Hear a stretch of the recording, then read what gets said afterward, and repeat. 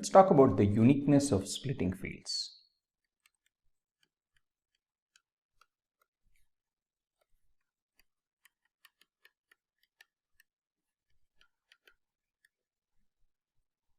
Okay, so here's a formal statement, proposition. Let F be a field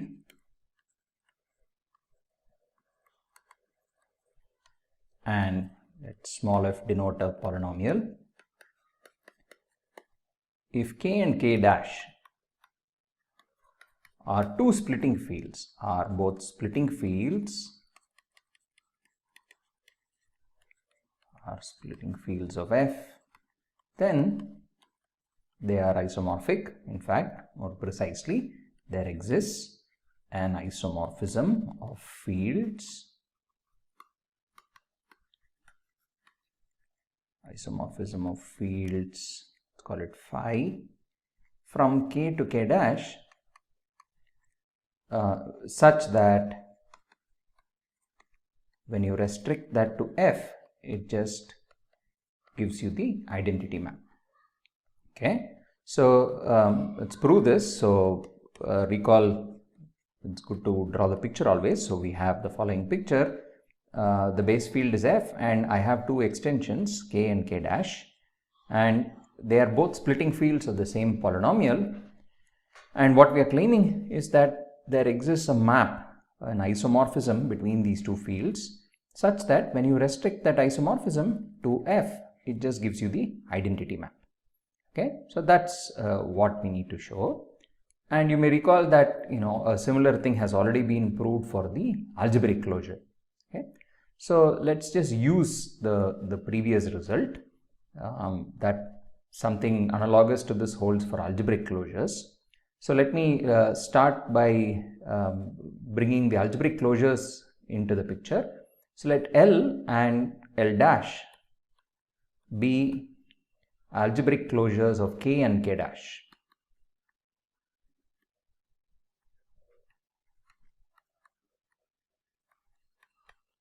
Okay, so which means that my picture in some sense is the following, that in addition to this tower of extensions, I sort of put one more on top, which is L and L dash. Okay, so the additional property here is that L and L dash are algebraically closed. Now observe that L and L dash are also algebraic closures of F. Okay, why is that? Because recall, what is an algebraic closure? It is an algebraic extension of the base field which is also algebraically closed. So now in this case, K over F is a splitting field. In particular, it's algebraic. In fact, we have shown it is finite. So this is an algebraic extension. I chose L to be an algebraic closure of K, which means L over K is an algebraic extension. And recall the tower property of algebraic extensions. If you have a sequence of algebraic extensions like this, then the field on top is algebraic over the field on the bottom. Okay, so this implies L is algebraic over F, an algebraic extension, and of course L is algebraically closed. So that implies that L is an algebraic closure of the field F itself. So this tells us that L and L dash are algebraic closures of the same field F. And now we use the uniqueness property. By the uniqueness of algebraic closures,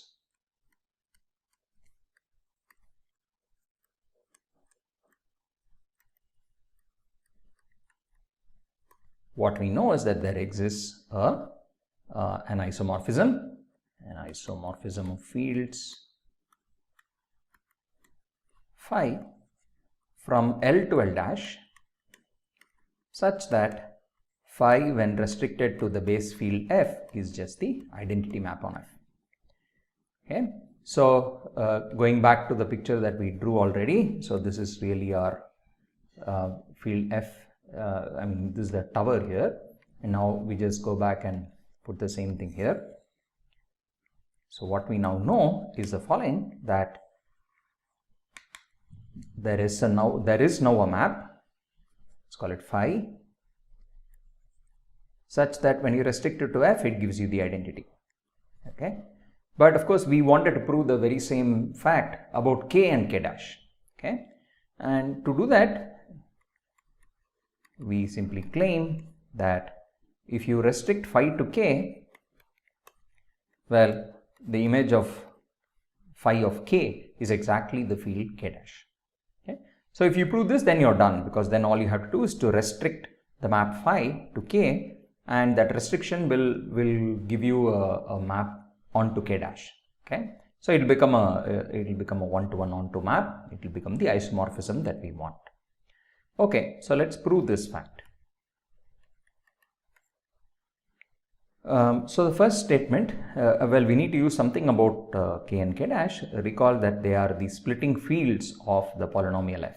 Okay, so we know that f splits over k as well as over k dash. So let's call the zeros of f something. So let alpha 1, alpha n belong to k, and alpha 1 dash, alpha 2 dash, alpha n dash be elements of k dash, be the zeros of f. Okay, be the roots of f, be the roots of the polynomial f in or over k and k dash. Okay, these are the roots over k and k dash. Now we also know, because they are the splitting fields, that k is generated by f and the roots, k dash similarly is generated by f and the roots. Okay, but let's ask, so k, let's start with k. K we know is generated, it's the subfield of k generated by f, and the roots of the polynomial f are exactly is just the field k itself. Now let's ask, what can we say about the action of phi on the alpha i's? The alpha i's are generators, and to determine the image of phi here, it's sort of enough to work out the image of the generators. So observe that what is alpha I? Alpha I is a root of the polynomial f, right? So if f of x is a polynomial, a0 plus a1x plus blah blah blah a n x power n, ai's are all coefficients from f, then what we know is that if you plug in any of the alpha i's, so if you plug in alpha I for x, then that gives me 0. So in other words, plus etc. a n alpha I power n is 0. Now we apply phi to both sides of this equation. So you take this equation and you apply phi to both sides.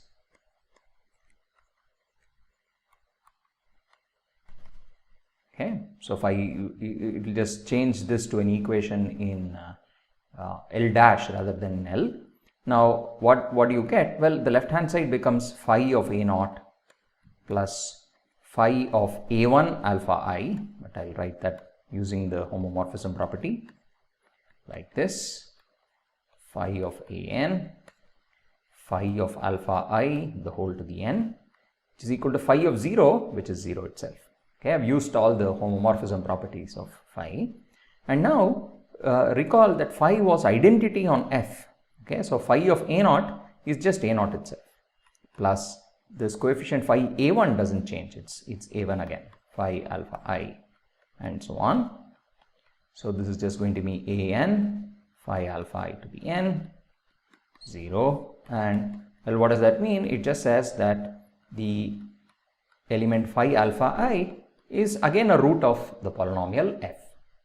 Okay, except of course phi alpha is in you know, it's on the other side, it's an element of L dash rather than an element of L. But all we are saying is that if you take a root of f in L and you apply phi to it, what you get is a root of f in L dash.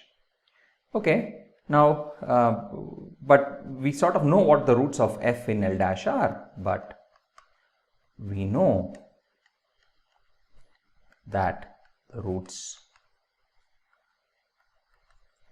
of f over the field L dash are exactly the alpha I dashes. Right? Why is that? Well, you may say that, well, those are actually the roots of the field F in K dash rather than in L dash. K dash is a smaller field, L dash is larger, but if you know the roots in a smaller field, so if here are all the roots, F splits completely over K dash, so all n roots have been obtained, they are elements of K dash, then when you view the same polynomial as a polynomial over a larger field, the roots continue to be the same. Okay, so you can't get any additional roots when you go to a larger extension field, because all n roots have already been realized inside K dash. Okay, so I'm just repeating sort of things which you have seen before, but what this implies is the following. This means that when I apply phi on alpha I, that is supposed to be one of the roots of F in L dash, and therefore it must be one of the alpha j dashes for some j between 1 and n. Okay, and this is true for each I. So for each I, so this is for you fix an I from 1 to n and you apply phi on the root alpha I, it must be one of the alpha j primes. Okay, so what this means is that if you think about the image of phi, which is what we are trying to compute, if you apply phi to K, right, elements of K are just elements of the extension field F alpha 1 alpha 2 alpha n, then this is just going to be, well, it's going to be a subset if you wish of, so when you apply phi to this, this is going to be a subset of F adjoined. So what are the possible images of alpha 1 alpha 2 alpha n under phi? They are just some of the alpha j primes. So whatever it is, you're going to get an answer which lies inside the subfield of L dash generated by F and alpha 1 dash, alpha 2 dash, alpha n dash. Okay, so this is exactly the statement that phi of K is subset of K dash, because the right hand side is exactly K dash. Okay, but now we just sort of repeat the argument with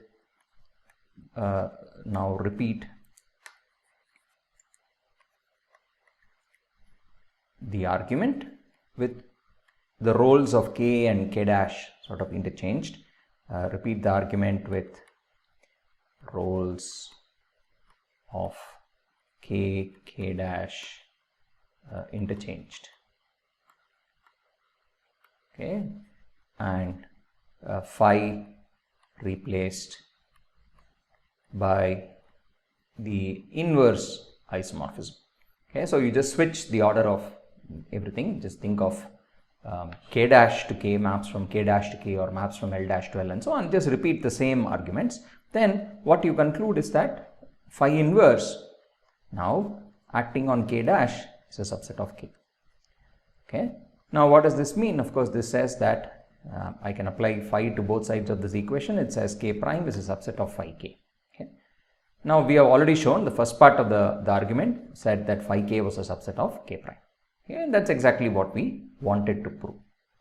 Okay, so now we are done. So what we have managed to show is by passing to the algebraic closure and constructing an isomorphism at the level of algebraic closures, that map restricts to an isomorphism between the two splitting fields. Okay, so this proves the uniqueness of the splitting fields, and the little fact that came up in the proof is of course useful.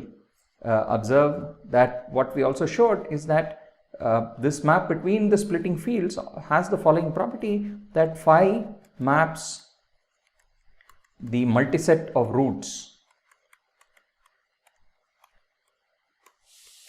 of F to, so this is the multiset of roots in over K, it maps those to the multiset of roots. So this is the multiset of roots of F in K. This is mapped to alpha I dash, which is what? It is just the multiset of roots of F in K dash. Okay, so it maps roots, the set of roots or the multiset of roots to the multiset of roots. Okay, so that's something that's useful to keep in mind. Right.